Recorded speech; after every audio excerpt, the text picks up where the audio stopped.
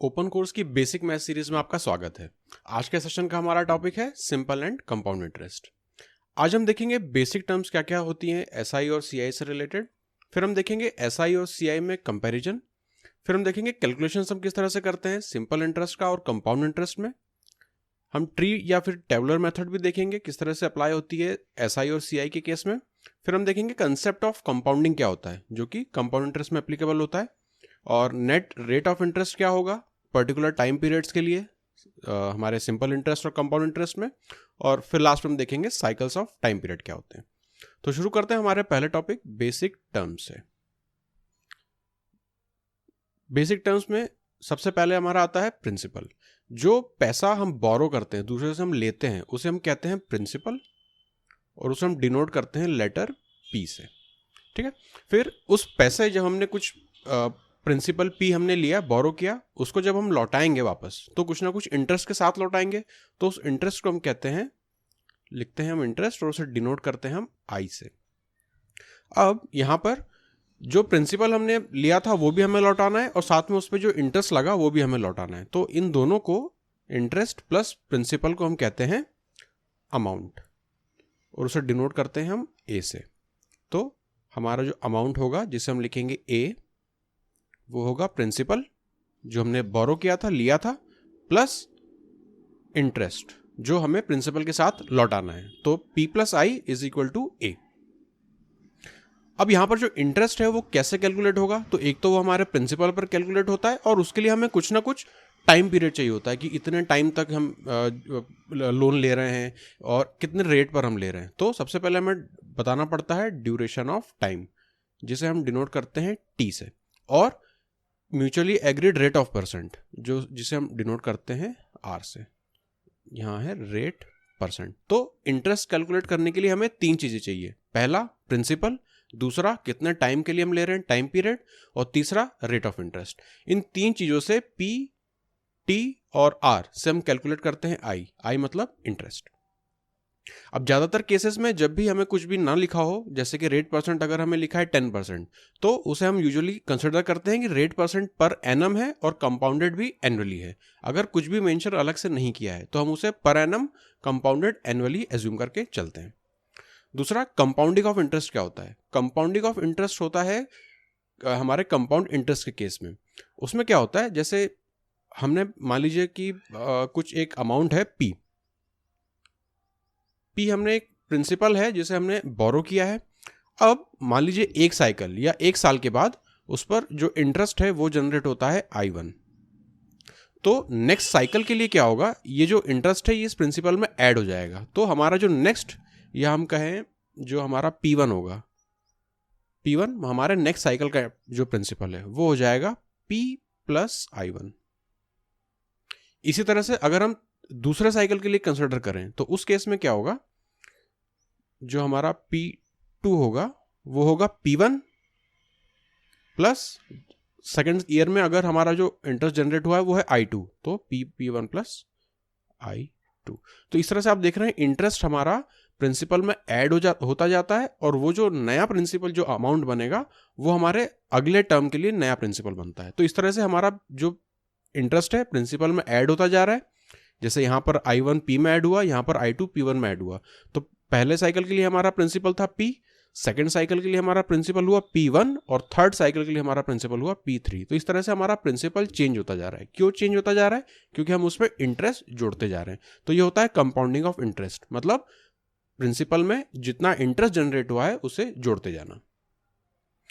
अब हम देखते हैं इंटरेस्ट। तो इंटरेस्ट हमें कैलकुलेट करना है। तो कैलकुलेट करने के हमारे पास दो तरीके हैं, या तो हम सिंपल इंटरेस्ट की तरह उसे कैलकुलेट करें या फिर हम उसे कंपाउंड इंटरेस्ट की तरह कैलकुलेट करें। अब हमने ऊपर देखा था कि हमें तीन चीजें चाहिए होती है इंटरेस्ट कैलकुलेट करने के लिए। पहली प्रिंसिपल, दूसरा टाइम पीरियड और तीसरा रेट ऑफ परसेंट। तो एग्जाम्पल हम लेते हैं।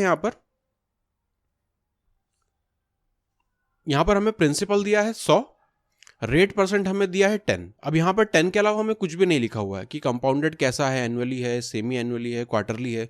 तो जब भी कुछ भी मेंशन नहीं होता है तो हम उसे मान के चलते हैं कि 10% पर एनम कंपाउंडेड एनुअली, और टाइम पीरियड हमें दिया है 2 साल। तो देखते हैं सिंपल इंटरेस्ट के केस में क्या होगा। अब यहाँ पर टाइम पीरियड 2 साल का है, तो और जो हमारी रेट ऑफ परसेंट है वो पर एनम है, तो इसका मतलब है यहाँ पर हमारे 2 साइकिल बनेंगे इंटरेस्ट के। तो जो हमारा पहला टर्म रहेगा, जो हमारा पहला साइकिल रहेगा, वहां पर अगर हम सिंपल इंटरेस्ट के लिए कैलकुलेट करें तो मैं लिखूंगा I1 मतलब जो पहले साल का इंटरेस्ट होगा वो होगा 10% ऑफ 100, तो I1 हमें मिलेगा 10। अब हम कैलकुलेट करेंगे अगर सेकेंड साइकिल के लिए, दूसरे साल के लिए, तो हम लिखेंगे I2।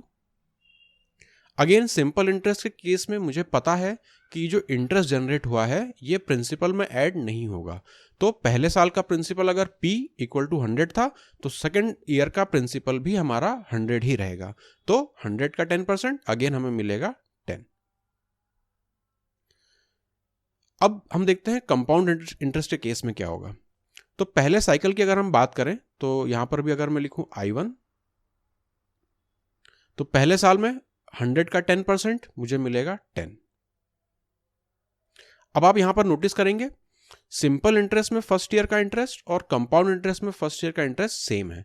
ये हर केस में सेम होता है, इसलिए पहले साल के लिए, या साल की जगह हम कहना चाहेंगे कि पहले साइकिल के लिए, पहले चक्र के लिए, जो पहला साइकिल होता है उसमें सिंपल इंटरेस्ट कंपाउंड इंटरेस्ट के बराबर होता है। ये हमेशा रहेगा, हर वैल्यू के लिए ये ट्रू रहेगा। अब डिफरेंस आना शुरू होता है सेकेंड साइकिल से। कैसे? यहां पर अगर हम लिखें I2 हमारे दूसरे साल का इंटरेस्ट, अब यहां पर क्या होगा, जो हमारा प्रिंसिपल था, एक तो 100 था, तो इसे मैं दो तरह से बताना चाहूंगा। यहां पर पहले मान लेते हैं हमारा जो ओरिजिनल प्रिंसिपल था उस पर कितना परसेंट लगेगा, तो उस पर 10% लगेगा, तो हम लिखेंगे 100 का 10% 10। लेकिन अब ये जो ऊपर हमें इंटरेस्ट मिला था इस पर भी अब हमें इंटरेस्ट मिलना शुरू हो जाएगा, तो 10% 10 रुपीज का हमें 10% भी निकालना पड़ेगा, तो ये हमें देगा एक्स्ट्रा 1 रुपीज। ये 1 रुपीज एक्स्ट्रा कहां से आ रहा है? ये आ रहा है हमारे पहले साल के इंटरेस्ट से। क्यों? क्योंकि इस इंटरेस्ट पे भी अब मुझे 10% का इंटरेस्ट रेट लगने लगेगा, तो 10 रुपए का मैं निकाल रहा हूं 10%, वो मुझे दे रहा है 1 रुपीज। तो कंपाउंड इंटरेस्ट के केस में एक टर्म होती है जिसे हम कहते हैं interest on interest. Interest on interest, interest पर भी हमें इंटरेस्ट मिलने लगता है। किस केस में? कंपाउंड इंटरेस्ट के केस में। ये चीज सिंपल इंटरेस्ट पर लागू नहीं होती है। तो एक्स्ट्रा जो हमें इनकम जनरेट होती जा रही है वो हो रही है इंटरेस्ट ऑन इंटरेस्ट के कारण। जो हमारा इनिशियल P था, जो यहाँ पर हमारा जो इनिशियल जो P था, हमारा जो प्रिंसिपल था वो 100 ही था, उस पर हमें मिला 10 रुपए। फिर सेकंड केस में इस 100 रुपए पे तो 10 रुपए मिला ही मिला, प्लस वो जो 10 रुपए थे उस पर भी हमें 1 रुपए मिला, तो इसे हम कहते हैं इंटरेस्ट ऑन इंटरेस्ट। तो दो चीजें हमने देखी, पहली फर्स्ट ईयर या फर्स्ट साइकिल के लिए सिंपल इंटरेस्ट और कंपाउंड इंटरेस्ट हमारे सेम रहेंगे। दूसरा हमने देखा कंपाउंड इंटरेस्ट के टर्म में हम कैलकुलेट करते हैं इंटरेस्ट ऑन इंटरेस्ट। अब एक चीज और, इसी को लिखने का दूसरा तरीका, इसे मैं थोड़ा सा एक्सप्लेन करना चाहूंगा। जब हम यहां पर लिख रहे हैं, ये से हमने कैलकुलेट किस तरह से किया। जैसे यहां पर जो हमारा पहले साल का प्रिंसिपल था, अगर मैं यहां पर मैं लिखूं P1, यहां लिख लेता हूं P1, तो वो कंपाउंड इंटरेस्ट के केस में था 100 पहले टर्म के लिए, पहले साइकिल के लिए। लेकिन दूसरे साइकिल में P2 जब हुआ तो ये हो गया 100, ओरिजिनल अमाउंट तो रहेगा ही, प्लस जो हमारा यहां से इंटरेस्ट जो जनरेट हुआ था, तो 100 + 10, तो ये हुआ हमारा 110। ये सेकेंड ईयर का प्रिंसिपल था। अब मैं 110 का 10% निकालूं तो भी वो मुझे 11 देगा, या 100 का 10% निकाल के उसमें 10 का 10% निकालूं तो भी वो मुझे 10 + 1 11 ही देगा। तो यहां पर मैं आपको डायरेक्ट इंटरेस्ट के टर्म्स में समझा रहा था, यहां से मैं इसे मिटा देता हूं। तो ये हमने डिफरेंस देखा कंपाउंड और सिंपल इंटरेस्ट के केस में। अब इसके कुछ डायरेक्ट फॉर्मूले होते हैं, वो आपको पता रखने हैं। जैसे सिंपल इंटरेस्ट को अगर मैं डिनोट करूं SI से, तो सिंपल इंटरेस्ट होता है principal multiply by rate multiply by time division में 100। ये रेट परसेंट का ही डिवीजन 100 में आता है। ये है फॉर्मूला सिंपल इंटरेस्ट का। अब कंपाउंड इंटरेस्ट के केस में देखें तो पहले हम देखेंगे यहाँ पे अमाउंट क्या होगा, तो हम अमाउंट को लिखेंगे, अमाउंट मतलब प्रिंसिपल प्लस इंटरेस्ट। तो amount is equal to principal into 1 plus rate का जो परसेंट होगा अपॉन 100, और यहाँ पर टू द पावर आएगा हमारा टाइम पीरियड या कितने साइकिल्स हैं, वो यहाँ पर डिनोट होता है टाइम पीरियड से। अब इस अमाउंट में से अगर मैं प्रिंसिपल माइनस कर दूं तो मुझे मिल जाएगा कंपाउंड इंटरेस्ट। तो मैं लिखूंगा C I is equal to A, या मैं पूरा लिख देता हूं यहां पर P1 plus R upon 100 to the power T minus P। T जो है पावर में है, छोटा सा करके लिख देता हूं यहां पर T।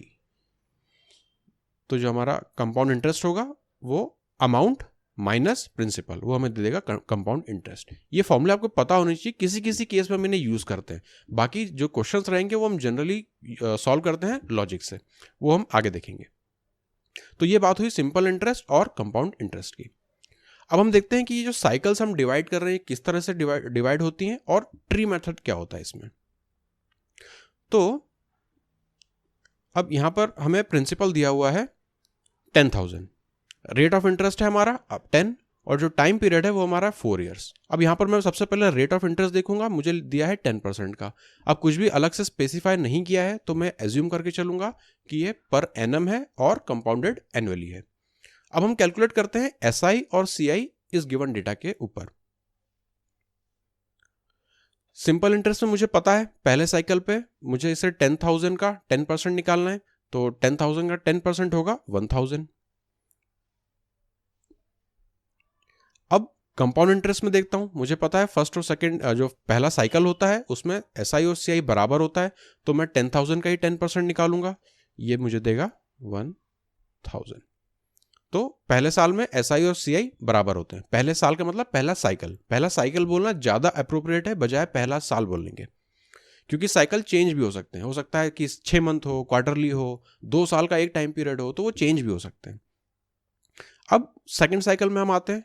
सेकंड साइकिल में क्या होगा, अगेन मुझे पता है कि यहां पर आर जो है वो 10% है, तो ये मुझे फिर से 1,000 देगा। मैं निकाल रहा हूं 10,000 का 10% 1,000। अब सीआई के केस में क्या होगा, अगेन प्रिंसिपल हमारा 10,000 है, तो ये भी मुझे फिर से 1,000 देगा। लेकिन अब यहां पर मुझे इस 1,000 रुपए पर भी 10% का ब्याज देना पड़ेगा, तो 1,000 का 10% होगा हमारा 100। अब हम आते हैं थर्ड साइकिल में। थर्ड साइकिल में अगेन एसआई के केस में मुझे 1,000 मिलेंगे। अब सीआई के केस में ओरिजिनल प्रिंसिपल पे 1,000। फर्स्ट साल पहले साल का जो इंटरेस्ट है इसका 10% 100 रुपए देगा। सेकेंड जो दूसरा साइकिल है इसका जो पहला 10,000 वाला पार्ट है वो मुझे 100 रुपए देगा, और जो ये 100 रुपए वाला पार्ट है ये मुझे 10 रुपए देगा। तो हम जितना भी इंटरेस्ट वाले पार्ट थे उन पर भी हम इंटरेस्ट कैलकुलेट करते जा रहे हैं नेक्स्ट साइकिल में। इसी लॉजिक को हम लगाएंगे फोर्थ ईयर में भी, फोर्थ साइकिल में भी। तो सिंपल इंटरेस्ट मुझे अगेन 1,000 देगा। कंपाउंड इंटरेस्ट के केस में ओरिजिनल जो हमारा प्रिंसिपल है उस पर 1,000, पहले साल के 1,000 पर 100 रुपए, दूसरे साल के 1,000 पर 100 रुपए, और तीसरे साल के 1,000 पर फिर से 100 रुपए।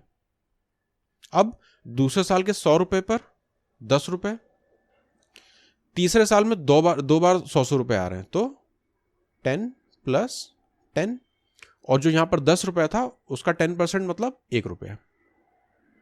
तो इस तरह से इसे हम कहते हैं ट्री मेथड। यहां पर हमने क्या किया है, सिंपल इंटरेस्ट को हमने कैलकुलेट किया है 4 साइकिल के लिए, कंपाउंड इंटरेस्ट को हमने कैलकुलेट किया है 4 साइकिल के लिए। अब ये जो अमाउंट है 1,000 है या फिर यहां पर जो 1,100 है, पहले से मैं लिख देता हूं। अगर यहां पर मैं अमाउंट लिखूं, मैं सीआई के लिए लिख रहा हूं यहां पर अमाउंट, तो ये हुआ 1,000, ये हुआ 1,100, ये कितना हो जाएगा 1,210, और ये देगा 1,331। तो ये 1,000 ये पहले साल का कंपाउंड इंटरेस्ट है, ये जो है ये दूसरे साल का कंपाउंड इंटरेस्ट है, ये तीसरे साल का कंपाउंड इंटरेस्ट है, और ये चौथे साल का कंपाउंड इंटरेस्ट है। अब यहां पर 2 चीजें हैं, आप ये समझिए। अगर मैं आपसे कहूं CI फॉर 2 ईयर्स निकालना है, CI फॉर 2 ईयर्स निकालना है, तो CI फॉर 2 ईयर्स निकालने का मतलब मुझे यहां पर लिखना पड़ेगा पहले साल का 1000 प्लस दूसरे साल का 1100। ये है CI फॉर 2 ईयर्स। लेकिन अगर आपसे कहा जाए कि CI फॉर सेकेंड ईयर आपको निकालना है, तो सेकेंड ईयर मतलब सेकेंड साइकिल का आपको निकालना है, तो ये हुआ 1100। यहां पर भी ईयर की जगह साइकिल ज्यादा अप्रोप्रिएट टर्म रहेगा।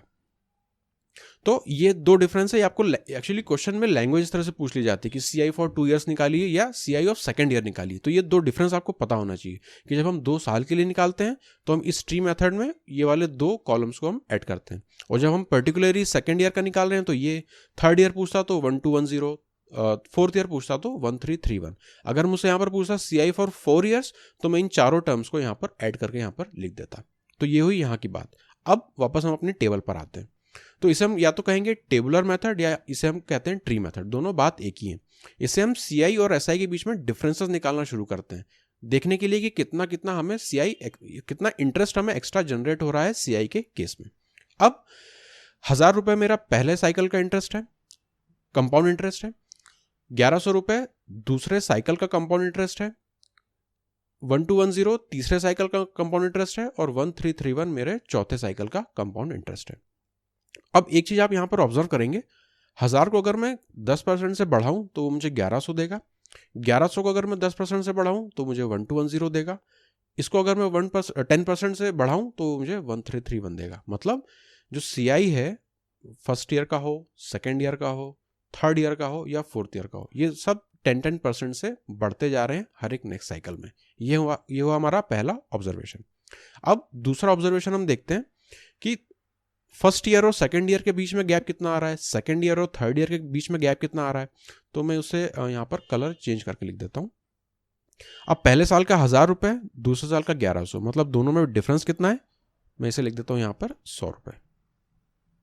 ये मैं डिफरेंस लिख रहा हूँ सेकेंड ईयर और फर्स्ट ईयर में। अब मैं डिफरेंस लिखूंगा थर्ड ईयर और सेकेंड ईयर में। तो यहाँ पर है 1210 और यहाँ पर है 1100। तो ये इसे जब हम सब्ट्रैक्ट करेंगे तो ये हमें देगा 110,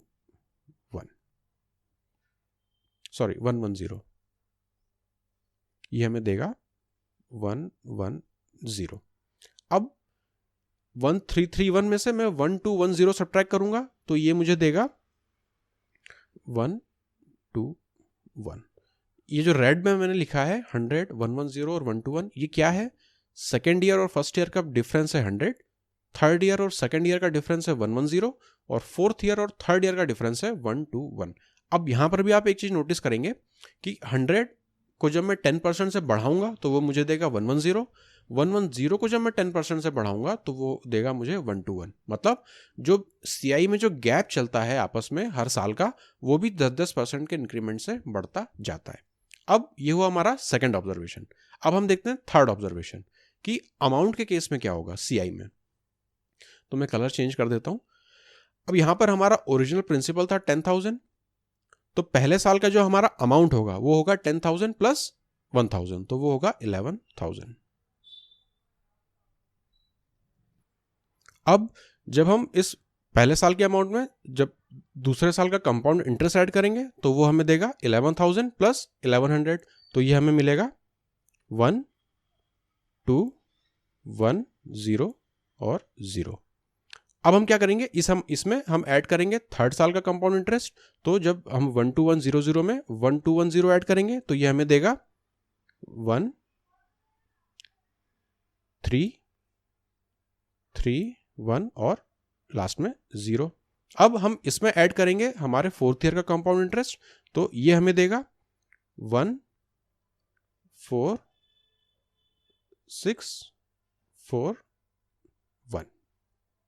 तो आप देखेंगे जो ग्रीन में हमने लिखा था वो था हमारा कंपाउंड इंटरेस्ट हर साल का, रेड में जो हमने लिखा है वो है कंपाउंड इंटरेस्ट गैप इन दोनों का, first year second year, third year second year और फोर्थ ईयर थर्ड ईयर का, और जो ये हमने स्काई ब्लू में लिखा है ये है हमारा अमाउंट। तो पहले साल के एंड में, जो पहले साइकिल के एंड में हमारा अमाउंट हो जाएगा 11,000। क्यों? क्योंकि प्रिंसिपल था हमारा 10,000, उसमें हमने 1,000 जोड़ा तो 11,000। सेकेंड ईयर का कंपाउंड इंटरेस्ट हमने जोड़ा तो 1,2,1,0,0। थर्ड ईयर का हमने जोड़ा तो 13310, और फोर्थ ईयर का जब हमने उसमें जोड़ा तो हमें मिला 14641। अब इसे भी आप देखेंगे तो जब 11,000 को आप 10% से इंक्रीज करेंगे तो आपको देगा 12100। इसे जब आप 10% से इंक्रीज करेंगे तो वो देगा 13310। इसे आप 10% से इंक्रीज करेंगे तो वो देगा 14641। तो इस तरह से हमारा आप देखेंगे इंटरेस्ट भी 10% से बढ़ता जाता है, ये वाला पार्ट, रेड वाला पार्ट भी हमारा 10% से बढ़ता है, और हमारा अमाउंट भी 10% से बढ़ता है। तो ये 3 इंपॉर्टेंट ऑब्जर्वेशन है जो कंपाउंड इंटरेस्ट में चलती है। तो ये आप देखेंगे सारा कुछ इसमें प्रोपोर्शनल हो रहा है, हर चीज़ 10% से बढ़ती जा रही है। इस वजह से अगर इसमें प्रोपोर्शनैलिटी लग रही है तो इसमें यूनिटरी मेथड भी लगेगी। तो इस तरह के क्वेश्चंस में जब भी हम ट्री या इस तरह का टेबल बनाते हैं तो हम उसमें यूनिटरी मेथड का यूज करते हैं क्वेश्चन सॉल्व करने के लिए, जो हम आगे अभी देखेंगे। और ये बात हो गई हमारी CI फॉर सेकेंड ईयर और CI फॉर 2 ईयर्स की, ये भी मैंने आपको बता दिया है। अब आगे चलते हैं। अब आता है हमारा comparison between SI and CI। अब कंपैरिजन हम इस टर्म में कर रहे हैं कि मान लेते हैं CI के केस में प्रिंसिपल है, मैं कलर यहां से चेंज कर देता हूं।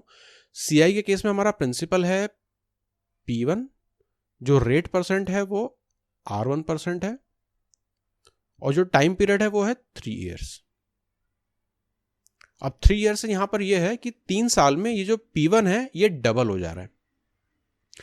इसी ऐसे ही हम अगर कंपाउंड इंटरेस्ट को देखें तो उसे मैं अगर रेड से लिख लूं, मान लीजिए कि कंपाउंड इंटरेस्ट के केस में प्रिंसिपल है P2, जो हमारा रेट परसेंट है वो R2%, और इस केस में भी 3 ईयर्स में जो हमारा प्रिंसिपल है वो डबल हो जा रहा है। तो सिंपल इंटरेस्ट के केस में ये दोनों प्रिंसिपल और रेट परसेंट अलग अलग है, ये बात आप ध्यान दीजिएगा। तो इस P1 और R1 पर सिंपल इंटरेस्ट जो है वो डबल हो जा रहा है 3 साल में, और कंपाउंड इंटरेस्ट के केस में P2 और R2% पे 3 साल में जो हमारा प्रिंसिपल है वो डबल हो जाता है।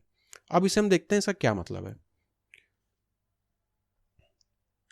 पहले हम SI के केस में देखते हैं। तो SI के केस में मुझे पता है कि 3 साल में ये जो मेरा P1 है, P1 जो है वो मुझे 3 साल में इंटरेस्ट कितना देगा, P1 देगा। डबल हो जा रहा है मतलब P1 इंटरेस्ट देगा, तो ये हो जाएगा हमारा 2 टाइम्स P1। ठीक है, तो जो अमाउंट होगा हमारा वो होगा यहाँ पे 2P1। अब वापस से अगर हम इसे देखें 3 साल बाद, और अगर हम उसे 3 साल दें तो क्या होगा, 3 साल में P1 देता है तो अगले 3 साल में भी प्रिंसिपल तो चेंज होगा नहीं SI के केस में, जो हमारा प्रिंसिपल है ओरिजिनल वही रहेगा। तो अगेन 3 साल में मुझे कितना इंटरेस्ट देगा, वो P1। तो उस P1 को मैं यहां पर ऐड करूंगा तो मुझे मिलेगा 3P1। ये 2P1 क्या है, अमाउंट है। 3P1 क्या है, अगेन अमाउंट है। P1 3 साल में हमें P1 इंटरेस्ट देता है, तो P1 प्लस P1 हमारा 2P1 हमारा अमाउंट हो जाता है। तो इसी लॉजिक को मैं आगे कंटिन्यू करूं, 3 साल में ये मुझे P1 इंटरेस्ट देता जाएगा, तो यहां पर 2P1, यहां पर 3P1, फिर से 3 साल में मुझे देगा ये 4P1 बन जाएगा। ये अमाउंट्स हैं सब। और 12 साल में अगेन 3 साल का गैप है तो ये मुझे दे देगा 5 टाइम्स P1।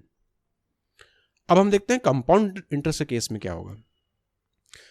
कंपाउंड इंटरेस्ट के केस में अगेन P1 जो है वो दुगुना हो जाता है, मतलब इंटरेस्ट मुझे कितना देगा, P1 2 टाइम्स हो रहा है, तो यहां पर भी मुझे लिखना पड़ेगा 2 टाइम्स P1। तो पहला जो मेरा अमाउंट होगा 3 साल के बाद वो हो जाएगा 2 टाइम्स P1, दुगुना हो जा रहा है। अब यहां पर क्या होगा, वापस अगर मैं इसे 3 साल दूं तो उस 3 साल में जो मेरा इनिशियल जो प्रिंसिपल रहेगा वो P1 नहीं रहेगा, अब मेरा प्रिंसिपल हो जाएगा 2P1। 2P1 डबल होके मुझे क्या देगा, 4P1।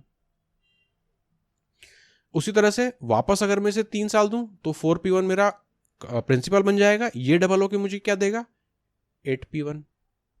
फिर इसी लॉजिक को मैं आगे कंटिन्यू करूं तो 8P1 डबल होकर मुझे क्या देगा अगले 3 साल में, 16P1। तो आप यहां पर देखेंगे कितना ज्यादा डिफरेंस आता है SI और CI के केस में। अगर इसे मैं वर्ड्स में लिखना चाहूं तो ये हो जाएगा 2 टाइम्स ऑफ क्या, 2 टाइम्स ऑफ इनिशियल प्रिंसिपल। यहां P1 इसके केस में, यहां पर P2 था, यहां पर थोड़ा सा चेंज कर देते हैं, यहां इसे P1 नहीं है ये P2 होगा, क्योंकि हमने इनिशियल प्रिंसिपल P2 लिया था CI के केस में। अब ये हो गया 2 टाइम्स, ये हुआ 3 टाइम्स, ये हुआ 4 टाइम्स, ये हुआ 5 टाइम्स।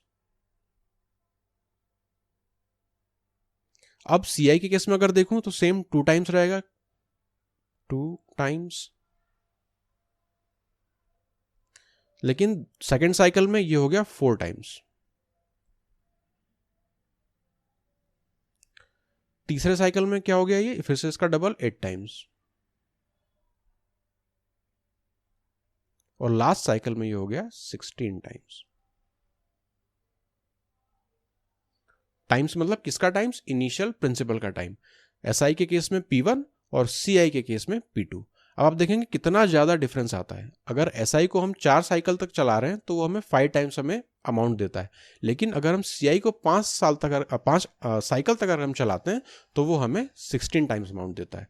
तो ये होता है कंपैरिजन SI और CI के केस में। इतना ज़्यादा डिफरेंस क्यों आता है, अगेन सेम लॉजिक, क्योंकि हम प्रिंसिपल ऐड करते जाते हैं कंपाउंड इंटरेस्ट के केस में। इस वजह से वो जो अमाउंट है, जो हमारा इनिशियल प्रिंसिपल है, वो बढ़ता जाता है। जब इनिशियल प्रिंसिपल बढ़ता जाएगा तो उस पर रेट परसेंट भी उसकी वजह से ज़्यादा हमें अमाउंट देगा। इसी वजह से इतना ज़्यादा डिफरेंस आता है SI और CI में। तो ये हुआ हमारा comparison between SI and CI।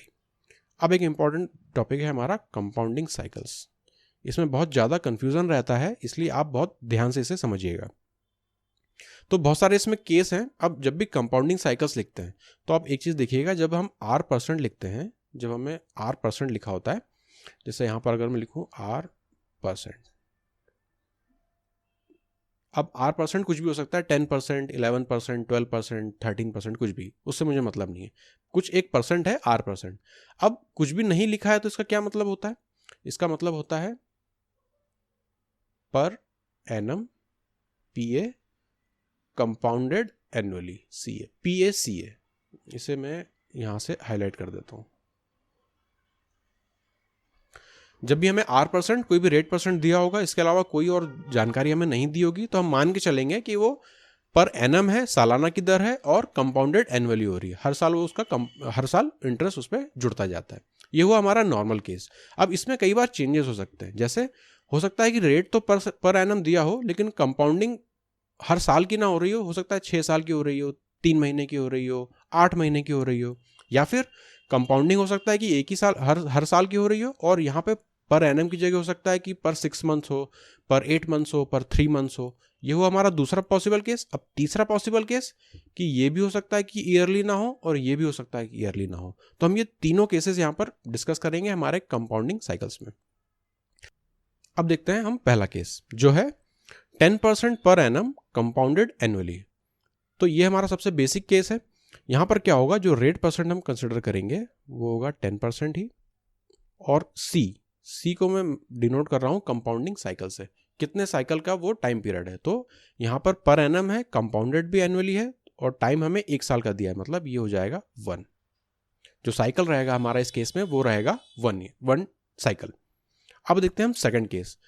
यहाँ पर है 10% per annum, again compounded annually, और टाइम पीरियड हमें दिया है 3 इयर्स का। तो इस केस में अगेन जो रेट परसेंट हमारा रहेगा वो रहेगा 10%, और जो साइकिल्स रहेंगी, नंबर ऑफ साइकिल्स, वो हो जाएंगी 3, क्योंकि पर एनम भी है, कंपाउंडेड भी एनुअली है, और जो हमें टाइम दिया है वो 3 साल का है। इस वजह से हमारी जो साइकिल्स हैं वो हो जाएंगी 3, नंबर ऑफ साइकिल्स हैं वो हो जाएंगी 3। अब देखते हैं थर्ड केस। अब यहाँ पर क्या हो रहा है कि 10% है तो पर एनम, लेकिन कंपाउंडेड हाफ ईयरली है, और टाइम दिया है हमें 2 इयर्स। अब यहाँ पर हमें चेंज करना पड़ेगा।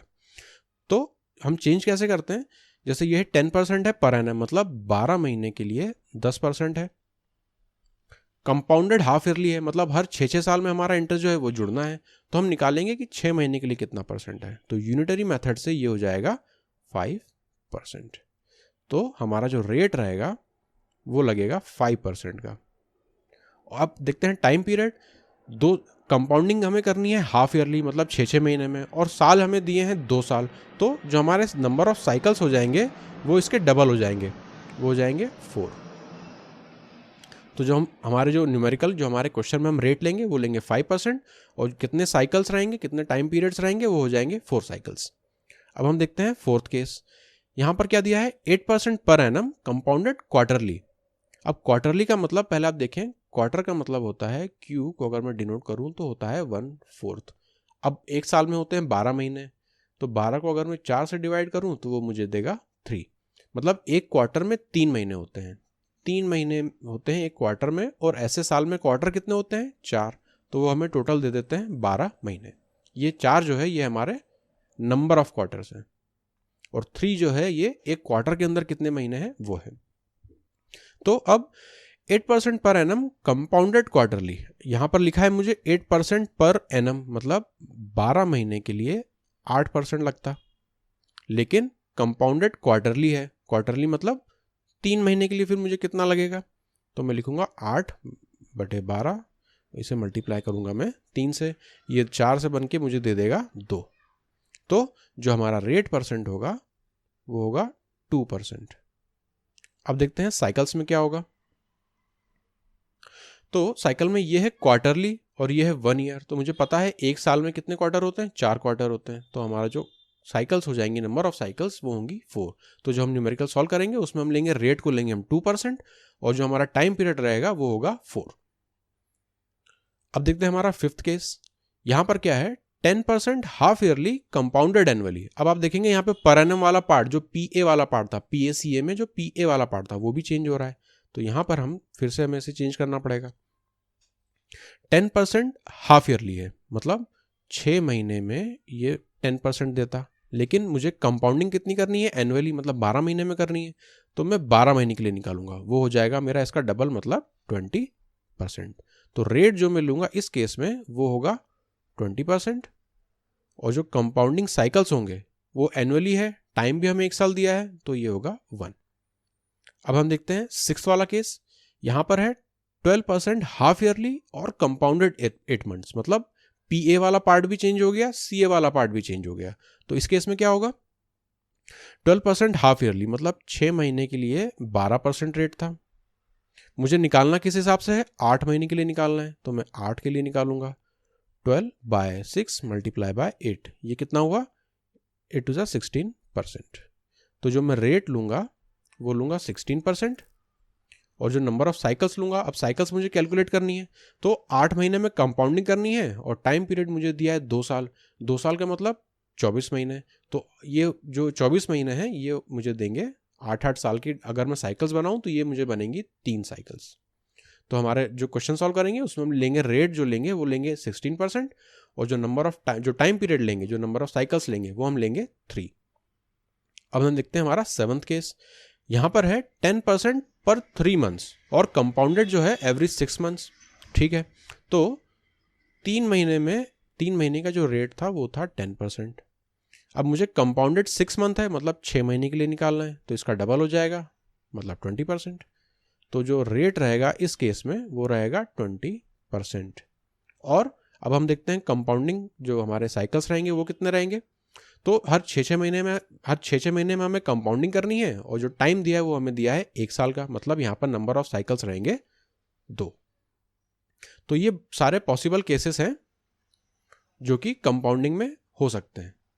तो हमने यहाँ पर रेट परसेंट था उसे दो पार्ट में हमने देखा है कि पर एनम और कंपाउंडेड एनुअली में अगर चेंजेस होंगे तो क्या क्या पॉसिबल सिनेरियो बन सकते हैं, उन सारे पॉसिबल सिनेरियोज को हमने यहाँ पर कवर कर लिया है, और रेट परसेंट हमें किस तरह से निकालना है और नंबर ऑफ साइकिल्स किस तरह से निकालनी है वो भी हमने यहाँ पर देख लिया है।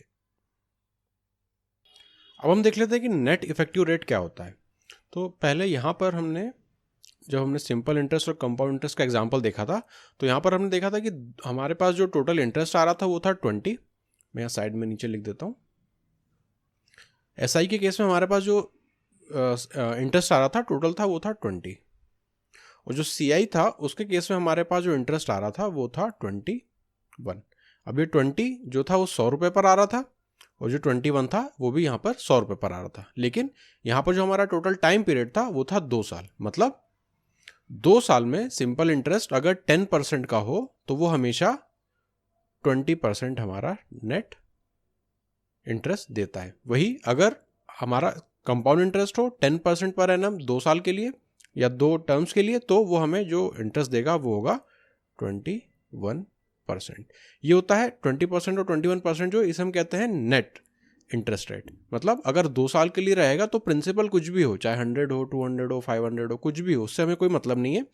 10% 2 साल के लिए हमें सिंपल इंटरेस्ट के केस में देगा 20%, और कंपाउंड इंटरेस्ट के केस में हमें देगा 21%। ऐसे ही हम नेट जो रेट परसेंट है इसे अलग अलग परसेंटेजेस के लिए निकाल सकते हैं अलग अलग टाइम पीरियड के लिए। जैसे कि 5% 2 साल के लिए कितना नेट इफेक्ट देगा, 10% 3 साल के लिए कितना नेट इफेक्ट देगा, इस तरह से। तो ये जो नेट इफेक्ट रहता है ये हमारे प्रिंसिपल पर डिपेंडेंट नहीं होता है, जो परसेंट है वो प्रिंसिपल पर डिपेंडेंट नहीं होता है, वो रेट और टाइम पीरियड पर डिपेंडेंट होता है। इसे मैं यहाँ से हटा देता हूँ। अब हम सॉल्व करते हैं आज के क्वेश्चंस। तो जो जो चीज़ें हमने डिस्कस करी थी उन सब चीज़ों को हम यहाँ पर अप्लाई करते जाएंगे। तो पहले क्वेश्चन में हमें रेट ऑफ सिंपल इंटरेस्ट निकालना है। ये हमारा है प्रिंसिपल 5000 और ये हमें दिया है टोटल अमाउंट जो 3 साल के बाद हो जाता है। तो ऐसे केसेस में हम क्या करते हैं, पहले यहाँ पर देखते हैं कि नेट हमारा इंटरेस्ट कितना आ रहा है। तो 3 साल में जो हमारा नेट इंटरेस्ट है वो आएगा 6050 माइनस 5000, ये हमें देगा 1050। तो हम क्या करते हैं, हमेशा 1 साल के लिए निकालते हैं। यूनिटरी मेथड हम यूज करेंगे। 1 साल के लिए कितना होगा, 3 से डिवाइड करेंगे तो हमें मिल जाएगा 350। अब हमें निकालना है रेट ऑफ सिंपल इंटरेस्ट। तो रेट ऑफ सिंपल इंटरेस्ट हम सिंपली 1 साल के लिए निकाल लेंगे। 1 साल के लिए होता है 350 और डिवाइड में हमें जो हमारा प्रिंसिपल होगा 5000 मल्टीप्लाई बाय 100% में कन्वर्ट करने के लिए, तो ये हमें दे देगा 5/7, तो मतलब 7% हमारा सिंपल रेट का इंटरेस्ट हो जाएगा। अब हम देखते हैं सेकंड क्वेश्चन। इसमें a certain some of money at simple interest. ठीक है, तो सिंपल इंटरेस्ट का ये क्वेश्चन है। 1300 अमाउंट बन जाता है 4 साल में और 1525 जो है वो अमाउंट बनता है 7 साल में। अब हमें पता करना है कि सम कितना है और रेट परसेंट कितना है। इसमें भी हम यही वाला लॉजिक अप्लाई करेंगे। 4 साल में इतना बनता है, 7 साल में इतना बनता है, मतलब यहाँ पे 4 और 7 में गैप है 3 साल का। तो मैं यहाँ पे निकालूंगा कि 3 साल में कितना मुझे ये इंटरेस्ट देता है। तो 1525 में से हम 1300 माइनस करेंगे तो ये हमें देगा 225। तो अगेन हम इसे 1 ईयर के लिए निकालेंगे। इसे हम जब 3 से डिवाइड करेंगे तो ये हमें देगा 75। 75 क्या है, 1 साल का इंटरेस्ट है और 225 क्या था, 3 साल का इंटरेस्ट था। तो हम यूनिटरी मेथड यूज कर रहे हैं। अब हमें पता चल गया कि 75 जो है वो 1 साल का इंटरेस्ट है। अब यहाँ पे क्या दिया है, 4 साल में वो इतना अमाउंट कर रहा था। मतलब अगर मैं 4 साल के लिए करता, 4 साल के लिए अगर मैं इसे कैलकुलेट करूं तो 75 इंटू 4 हो जाएगा, मतलब 150 इंटू 2 मतलब 300। तो जो भी था प्रिंसिपल अगर P था उसमें 300 अगर हमारा इंटरेस्ट जुड़ेगा 4 साल में तो अमाउंट हमें देता है 1300। मतलब जो हमारा प्रिंसिपल इस केस में हो जाएगा वो होगा 1000। ये हमने एक पार्ट निकाल लिया सम निकालने का। अब हमसे कहा है कि रेट ऑफ परसेंट निकालिए, तो हमें प्रिंसिपल भी पता है, 1 साल का हमें इंटरेस्ट भी पता है। तो हम रेट परसेंट निकालने के लिए लिखेंगे 75 डिवाइडेड बाय प्रिंसिपल कितना है हमारा 1000 मल्टीप्लाई बाय 100। तो ये हमें दे देगा 7.5%। ये हमारा प्रिंसिपल वाला पार्ट जो हमसे सम पूछा था, ये हमारा रेट वाला पार्ट जो सम पूछा था। तो जब भी एसआई के क्वेश्चंस होते हैं हम एब्सोल्यूट वैल्यूज पर नहीं काम करते हैं। हम क्या करते हैं कि 1 साल का इंटरेस्ट निकालने की कोशिश करते हैं। उसके हिसाब से फिर हम यूनिटरी मेथड लगाते जाएंगे और जो भी पूछा होगा वो सब निकालते जाएंगे। अब हम थर्ड क्वेश्चन देखते हैं। A certain some of money doubles itself in 10 years. और हमें दिया है सिंपल इंटरेस्ट का केस है, मतलब कोई सम है, मान लेते हैं हम P, और कितने साल में, 10 साल में, 10 ईयर्स में वो डबल हो जाता है। मतलब P अगर कुछ सम है तो वो मुझे इंटरेस्ट कितना देगा 10 साल में डबल होने के लिए। डबल होने का मतलब P 2P हो जाएगा। तो इंटरेस्ट कितना मिला, मुझे मिला P। अब उन्होंने पूछा है कि how many years will it become 2.5 times at the same rate of simple interest. ठीक है, तो इसे हम यहाँ से अब हटा देते हैं। मुझे पता है डबल होने का मतलब होता है कि हमें सेम जो हमारा इंटरेस्ट रहेगा वो प्रिंसिपल के बराबर हो जाना चाहिए। तो 2.5 टाइम्स 10 साल में हमसे पूछा क्या है, in how many years. Okay, तो 10 साल में कितना हमें देगा, वो इंटरेस्ट कितना देगा, हमें देगा इंटरेस्ट P। 10 साल में डबल हो जाता है, मतलब इंटरेस्ट हमें कितना देता है P। अब in how many years it will become 2.5 times. 2.5 times जो है 2.5 इंटू P, 2.5 टाइम्स P क्या है, ये तो अमाउंट हो गया। मतलब इंटरेस्ट कितना मिला, तो मुझे इसमें से P माइनस करना पड़ेगा जो हमारा इनिशियल प्रिंसिपल था, तो वो हुआ 1.5 P। ये क्या है, ये हमारा जो इंटरेस्ट है वो है। मतलब 1.5 टाइम्स इंटरेस्ट मुझे कब देगा, तो इसे मैं उल्टा करके लिख देता हूँ यहाँ पर। हमें पी इंटरेस्ट मिलता है 10 ईयर्स में, तो 1.5 पी कितने ईयर्स में मिलेगा, तो 10 upon P multiply by 1.5 P, मतलब 15 ईयर्स। इस तरह से हम कैलकुलेट करते हैं जब डबल ट्रिपल इस तरह के क्वेश्चंस आते हैं सिंपल इंटरेस्ट के। अब हम नेक्स्ट क्वेश्चन देखते हैं। हमें यहां पर कंपाउंड इंटरेस्ट निकालना है। प्रिंसिपल हमें 2000 दिया है, 2 साल के लिए दिया है, और इंटरेस्ट जो है वो एनुअली कंपाउंडिंग हो रहा है, और रेट हमें 10% दिया है। तो यहाँ पर हमें सभी कुछ दे दिया है, लेकिन मैं यहाँ पर आपको सिर्फ ये बताना चाहता था कि हम क्विकली कैसे इंटरेस्ट निकालें बजाय फॉर्मूलाज में जाने के। हम चाहें तो पहले अमाउंट निकालें, फिर उसमें से प्रिंसिपल माइनस करें, लेकिन वो बहुत लंबा और टीडियस मेथड हो जाएगा। हम ऐसे केसेस में क्या करते हैं, हम अपने उस जो टेबल हमने बनाई थी जब SICI की, तो हमें पता था कि 10% से हमारा सिंपल इंटरेस्ट कंपाउंड इंटरेस्ट हर साल बढ़ता जाता है। तो मैं क्या करूँगा, पहले साल का इंटरेस्ट निकाल लेता हूँ, वो तो सिंपल इंटरेस्ट की तरह काम करेगा। तो 2000 का 10% मतलब कितना होगा, 200 रुपये। ये 200 रुपये क्या है, ये 200 रुपये है पहले साल का इंटरेस्ट। अब सेकेंड ईयर का इंटरेस्ट कितना होगा, सेकेंड ईयर के इंटरेस्ट के लिए मैं किसी भी तरह का फॉर्मूला यूज़ नहीं करूँगा, मैं सिंपली यहाँ पे लिखूँगा 200।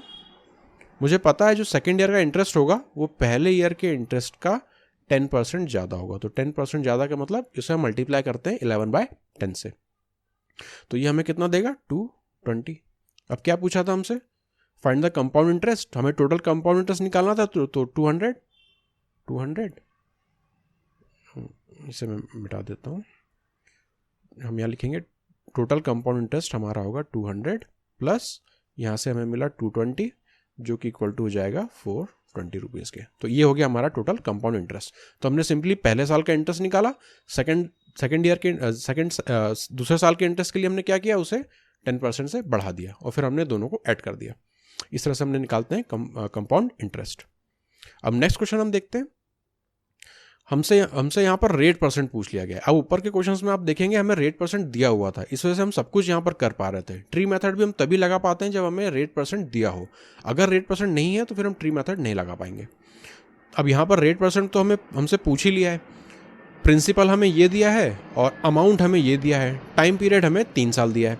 अब यहाँ पर हमें फॉर्मूला लगाना पड़ेगा। तो यहाँ पर अमाउंट है 17576 is equal to principal right hand side पर आएगा, तो मैं प्रिंसिपल को लेफ्ट हैंड साइड पर डिवीजन में ले लेता हूँ। 15625 is equal to 1 plus R upon 100 to the power, ये 1 है और ये टू द पावर हमें कितने साल दिया, 3 साल।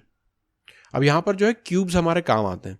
15625 जो है मुझे पता है 25 का क्यूब होता है, और 17576 जो होते हैं वो 26 का क्यूब होता है। तो मैं इसे इक्वल टू में लिख सकता हूँ 26 का क्यूब 26/25 का क्यूब। मतलब अब यहाँ से क्यूब दोनों साइड से कैंसिल हो जाएगा। 26/25 का मतलब जो इंटरेस्ट है वो है 1 और जो प्रिंसिपल है वो है 25। इसे जब मैं 100 से मल्टीप्लाई करूंगा तो ये मुझे दे देगा रेट परसेंट 4% हो जाएगा। तो ये हमारा आंसर है। हमसे रेट परसेंट पूछा था कंपाउंडेड एनुअली में, तो वो होगा हमारा 4%। तो चूंकि यहाँ पर रेट परसेंट इनिशियली नहीं दिया है क्वेश्चन में, तो हम ट्री मेथड वगैरह यूज नहीं कर सकते।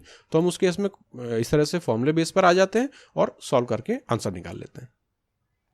अब देखते हैं next question. In how much time will a sum. ठीक है, तो यहाँ पर हमसे टाइम पूछा गया है। प्रिंसिपल है हमारा 8000 और वो अमाउंट बन जाता है टोटल 9261। कितने पर, 10% पर एनम है, और कंपाउंडेड यहाँ पर सेमी एनुअली है। सेमी एनुअली कंपाउंडेड का क्या मतलब है, सेमी एनुअली कंपाउंडेड पर 10% पर एनम मतलब 12 महीने के लिए 10% था। सेमी एनुअली मतलब 6 महीने के लिए मुझे निकालना है, तो इसका हाफ कर दूंगा, ये हो जाएगा 5%। तो जो रेट मुझे कंसिडर करना है वो होगा 5%। अब यहां पर मुझे इनिशियल प्रिंसिपल पता है, तो मैं प्रिंसिपल लिखूंगा 8000। एक चीज और, 8000 लिखने से पहले आप देखिए 5% को मैं क्या लिख सकता हूं। इसको अगर मैं परसेंट से फ्रैक्शन में लिखूं तो ये होगा 1/20, और जो 1/20 या 5% का जो इफेक्ट होता है, मतलब कितने से बढ़ेगा, तो वो होगा 1 + 21। 1 + 20 मतलब 21/20। अब यहाँ 9261 देख के मुझे ये चीज़ तो क्लियर हो गई कि ये क्यूब है, मतलब ये 3 टाइम्स जाएगा, तो मैं यहीं से इसे डायरेक्ट आंसर कह सकता हूँ। या फिर आपकी अंडरस्टैंडिंग के लिए 21/20 है, मतलब मेरा जो इनिशियल प्रिंसिपल है वो है 8000। इसे मैं पहले साल 21/20 करूँगा तो ये मेरा पहले साल का अमाउंट हो जाएगा। सेकेंड ईयर के लिए फिर इसे मैं 21/20 करूँगा, ये सेकेंड ईयर का अमाउंट हो जाएगा। फिर इसे मैं 21/20 अगेन कर दूंगा, तो ये नीचे जो डिनोमिनेटर है ये 8000 बन के 8000 से कैंसिल हो जाएगा और न्यूमरेटर हो जाएगा 21 का क्यूब, जो कि होता है 9261। तो हमारा जो टाइम पीरियड हमसे पूछा गया था, तो टाइम पीरियड होगा हमारा 3 साइकिल्स। 3 साइकिल्स हैं। अब एक साइकिल हमारा कितने टाइम का है, सेमी एनुअली, मतलब 6 महीने का, तो जो हमारा टाइम हो जाएगा वो होगा 1.5 ईयर्स। ये हमारा आंसर है। तो इस तरह से जब भी यहाँ पर हमसे टाइम पीरियड पूछा था, तो या तो हम इसे अगेन फॉर्मूले में जाकर भी इसे कर सकते हैं, लेकिन चूंकि 9261 है और मुझे पता है कि 21 का क्यूब वो होता है, और मुझे ये भी पता है कि 5% का जो इफेक्ट है वो 21/20 हमें देगा, तो हम इसे डायरेक्ट भी यहाँ पर कर पा रहे हैं। अब इस क्वेश्चन को हम देखते हैं। Find the difference between simple interest and compound interest. ठीक है, तो ये सिंपल इंटरेस्ट और कंपाउंड इंटरेस्ट के डिफरेंस वाला क्वेश्चन है, मतलब यहाँ पर हम ट्री मेथड लगा पाएंगे अगर हमें परसेंट दिया हो। अब टाइम तो हमें दिया है 1.5 ईयर्स, ठीक है, तो 10% का हमें रेट भी दे दिया इन्होंने। सम है हमारा 2000 और what is the interest when the interest is compounded semi annually. तो यहाँ पर दो चीज़ें, एक तो हमें एसआई और सीआई में डिफरेंस निकालना है, दूसरा कंपाउंडिंग जो है सीआई के केस में वो सेमी एनुअली है और यहाँ पर 1.5 ईयर्स का टर्म है। तो सबसे पहले हम क्या करेंगे, हम अपने रेट को पकड़ेंगे। 10% पर एनम, मतलब 12 महीने के हिसाब से 12 महीने में 10% का रेट था, लेकिन कंपाउंडिंग कर ली सेमी एनुअली, तो हम 6 महीने के हिसाब से निकालेंगे, इसका हाफ हो जाएगा तो 5%। तो जो रेट लेंगे वो हम लेंगे 5%, पहली चीज़ तय हो गई। अब जो टाइम पीरियड हमें दिया था 1.5 ईयर्स का था, लेकिन कंपाउंडिंग सेमी एनुअली है, मतलब जो यहाँ पे 6 महीने के कितने साइकिल बनेंगे, 3 साइकिल, तो जो सी हमारे जो नंबर ऑफ साइकिल्स हैं वो हो जाएंगे 3। अब हम यहाँ पर ट्री बना लेते हैं। सम हमें 2000 दिया है, 2000 का हमें 10% वगैरह निकालना भी आसान है, तो इसे मैं 2 तरीके से करूँगा। सबसे पहले जो गिवन प्रिंसिपल है हम उसी को मान लेते हैं। क्यों मान रहे हैं, क्योंकि यहाँ पर 2000 दिया है जो कि हम इजीली हम इस पर काम कर पाएंगे। तो हम अपना टेबल बना लेते हैं।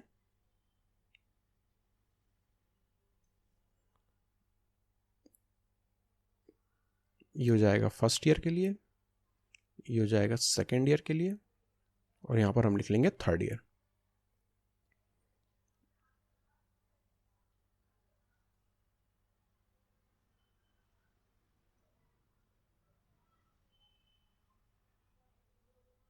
इसे मैं और थोड़ा सा नीचे लिख लेता हूँ। अब लिखते हैं, यहाँ पर हम लिख लेंगे SI, यहाँ पर हम लिख लेंगे SI, यहाँ पर हम लिख लेते हैं CI। ये है फर्स्ट साइकिल, ये है सेकेंड साइकिल, ये है थर्ड साइकिल। अब यहाँ पर 5% का मतलब हम क्या लिखेंगे, इसे 1/20, 1/20। 5% का मतलब 1/20 होता है, तो 5% ऑफ 2000 निकालना है, मतलब 2000 को हमें 20 से डिवाइड करना है। तो डिवाइड करेंगे तो SI हमारा पहले केस में होगा, फर्स्ट साइकिल में 100 होगा। CI भी हमारा फर्स्ट साइकिल में 100 होगा, क्योंकि पहले साल में SI और CI बराबर होते हैं, पहले साइकिल में SI और CI बराबर होते हैं। सेकेंड साइकिल में क्या होगा, SI फिर से हमारा 100 रहेगा, CI क्या होगा, इनिशियल अमाउंट पे तो 100 प्लस, अब इस 100 पर भी मुझे इंटरेस्ट मिलेगा, तो 100 इंटू 1/20, ये मुझे कितना दे देगा, 5। अब हम देखते हैं थर्ड साइकिल में, अगेन यहाँ पर 100 होगा। CI फिर से जो हमारा प्रिंसिपल है वो देगा हमें 100। अब पहला वाला जो इंटरेस्ट था ये मुझे देगा, इसे मुझे 1/20 से मल्टीप्लाई करना है, तो ये मुझे देगा 5, प्लस यहाँ पे मुझे इस 100 वाले पार्ट को 1/20 से मल्टीप्लाई करना है, वो मुझे देगा 5, प्लस अब इस 5 वाले पार्ट मुझे कितना देगा, 5 इंटू 1/20, 1/4। 1/4 को मैं लिख सकता हूँ 0.25, तो मैं यहाँ लिख लेता हूँ 0.25। अब हमसे पूछा क्या गया है, find the difference between SI and CI। ठीक है, अब यहाँ पर देख रहा हूँ मैं 100 100 100, यहाँ पर भी है 100 100 और 100, तो ये आपस में कैंसिल हो जाएंगे। जो डिफरेंस नेट निकलेगा वो कहाँ से मिलेगा, एक ये 5 देगा, एक ये 5 देगा, एक ये 5 देगा और एक ये 0.25 देगा। अब जब इनको मैं ऐड कर दूंगा तो ये मुझे देंगे, अगर मैं यहाँ पर लिखूँ डिफरेंस, तो CI माइनस SI का जो मुझे डिफरेंस मिलेगा वो मुझे मिलेगा 100, तो आपस में कैंसल आउट हो जाएंगे, तो ये मुझे देगा 15.25। ये हुआ करने का पहला तरीका। जब सम हमें इजी सा दिया हो जिसे हम आराम से कैलकुलेट कर सकते हो, तब हम डायरेक्टली सम को यूज़ कर लेंगे। लेकिन कई क्वेश्चंस में ये जो सम रहता है बहुत डिफिकल्ट सा हो जाता है, 2 3 4 5 5 6 4 8 ऐसा कुछ भी रहेगा जिसका अगर हम परसेंट निकालना शुरू करें इस तरह से टेबल में तो बहुत प्रॉब्लम हो जाएगी। तो ऐसे केसेस में हम क्या करते हैं, इसे मैं मिटा देता हूँ, आंसर आएगा 15.25। इसे हम मैच कर लेंगे सेकेंड मेथड से। इन वैल्यूज़ को मैं यहाँ से हटा देता हूँ। अब यहाँ तक तो सब कुछ सेम रहेगा, जो हम रेट कंसिडर करेंगे वो रहेगा 5% और जो हमारा नंबर ऑफ साइकिल्स रहेंगे वो रहेंगे 3। अब ये जो 5% रेट आ रहा है ना, इसका मैं फ़ायदा उठाना चाहता हूँ। मुझे पता है कि 5% का मतलब होता है 1/20। मतलब जो भी मैं वैल्यूज़ ले रहा था, पहले भी आपने देखा जो मैं वैल्यूज़ ले रहा था उसको 1/20 से मल्टीप्लाई कर रहे थे नया रेट निकालने, हमारा इंटरेस्ट निकालने के लिए। तो मैं ऐसी वैल्यू एज्यूम कर लेता हूँ जिससे अगर मैं 1/20 मल्टीप्लाई करता जाऊँ तो वो आसान रहे। अब वो वैल्यू हम कैसे एज्यूम करते हैं, हमें पता है हमें 3 साइकिल के लिए काम करना है, मतलब हमें एटलीस्ट 3 बार 1/20 का मल्टीप्लाई करना पड़ेगा। तो मैं जो P लूँगा अपना, मैं इसे एज्यूम्ड P बोल रहा हूँ, P जो मैं एज्यूम कर रहा हूँ वो मैं ले लेता हूँ 20 × 20 × 20, मतलब मैंने ले लिया इसे 8000। ये एज्यूम्ड प्रिंसिपल है। हम एज्यूम करके भी कर सकते हैं क्योंकि मुझे पता है कि परसेंटेज के केसेस में हम यूनिटरी मेथड यूज़ कर सकते हैं, और परसेंट के केस में इस बात से कोई फ़र्क नहीं पड़ता कि हमारा ओरिजिनल प्रिंसिपल क्या था, वो हम बाद में उसे यूनिटरी मेथड से मैच कर लेंगे। इसी चीज़ का हम यहाँ पर फ़ायदा उठाएंगे। तो अब हम मान के चलेंगे कि जो प्रिंसिपल है वो 8000 है। अभी हम इस 2000 को अभी के लिए हम भूल जा रहे हैं। हम कह रहे हैं कि हमारा प्रिंसिपल जो है, एज्यूम्ड प्रिंसिपल जो है वो है 8000। अब 8000 के लिए मैं CI कैलकुलेट करूँगा पहले साइकिल के लिए, तो इसे मैं मल्टीप्लाई करूँगा 1/20 से, तो ये मुझे देगा 400। CI क्या देगा, वो भी मुझे 400 देगा क्योंकि पहले साल में दोनों बराबर होते हैं। सेकेंड साइकिल में क्या होगा, CI अगेन 400 होगा, 400। CI क्या होगा, ओरिजिनल प्रिंसिपल मुझे देगा 400 प्लस, अब इस 400 पर मुझे इंटरेस्ट कैलकुलेट करना है, तो इसे मैं मल्टीप्लाई करूंगा 1/20 से। तो इसे जब मैं 1/20 से मल्टीप्लाई करूंगा वो मुझे देगा 20। 400 को पर मैं इंटरेस्ट निकाल रहा हूँ तो इसे मैं मल्टीप्लाई करूंगा यहाँ से 1/20 से, ये मुझे देगा 20। अब हम देखते हैं थर्ड साइकिल में, यहाँ पर अगेन ये होगा 400, यहाँ पर भी होगा 400 क्योंकि हम 8000 पर पहले कैलकुलेट करेंगे, वो हमें देगा 400। फिर हम इस 400 पर कैलकुलेट करेंगे, वो मुझे देगा 20 प्लस ये 400 मुझे इंटरेस्ट कितना देगा 20 प्लस ये 20 मुझे कितना इंटरेस्ट देगा 1। अब आप देख रहे हो मुझे कहीं पर भी डेसिमल पर काम नहीं करना पड़ा। पहले वाले में मुझे 0.25 लेना पड़ रहा था, और भी हो सकता है उससे ज़्यादा कॉम्प्लिकेटेड डेसिमल्स मुझे या फिर फ्रैक्शंस आने लगे। तो उन फ्रैक्शंस और डेसिमल्स को अवॉइड करने के लिए हम इस तरह से प्रिंसिपल एज्यूम करके चलते हैं ट्री मेथड में। अब डिफरेंस मुझे निकालना है SI और CI का, तो CI माइनस SI, यहाँ से अगेन 400 वाले पार्ट जो है वो कैंसिल हो जाएंगे और 20 + 20 + 20 + 1 मतलब 61 आ रहा है हमारा डिफरेंस दोनों के बीच में। अब हम यहां पर लगा देंगे यूनिटरी मेथड। जब हमारा प्रिंसिपल 8000 है तो उस केस में हमारा डिफरेंस कितना आ रहा है 61। अगर हमारा प्रिंसिपल 2000 होता तो उस केस में हमारा जो डिफरेंस कितना आता 61 मल्टीप्लाई बाय 2000 डिवाइडेड बाय 8000। ये कैंसिल होकर हमें देगा 61/4, और इसे जब हम कैलकुलेट करेंगे 5 टाइम्स तो 15 जाता ही 15 टाइम्स जाता है 60, तो ये हमें दे देगा 15.25, जो कि हमारा आंसर पहले भी था। तो इस तरह से जब भी डिफरेंस वाले केसेस आते हैं जिसमें हमें रेट परसेंट तो दिया ही होगा, ऐसे केसेस में तो हम ट्री मेथड में यूज़ कर सकते हैं, या तो जो गिवन प्रिंसिपल है उसको, या फिर हम एज्यूम्ड प्रिंसिपल भी यूज़ कर सकते हैं ताकि अपनी कैलकुलेशंस को हम आसान कर सकें, डेसिमल से बच सकें, किसी भी तरह के फ्रैक्शंस हमारी कैलकुलेशन में ना आए। और लास्ट में हम क्या करेंगे, जो भी हमें कैलकुलेशन करना रहेगा सिर्फ लास्ट में एक डिवीजन आएगा, उसे हम अपने लॉन्ग डिवीजन से कभी भी कर सकते हैं। तो इस तरह से क्वेश्चंस हमारे आसान बन जाते हैं जब हम इन मेथड्स को यूज़ करते हैं। तो ये था हमारा लास्ट क्वेश्चन। तो आज के सेशन को हम यहीं पर ख़त्म करते हैं और मिलते हैं आपसे ओपन कोर्स के नेक्स्ट वीडियो में। Thank you.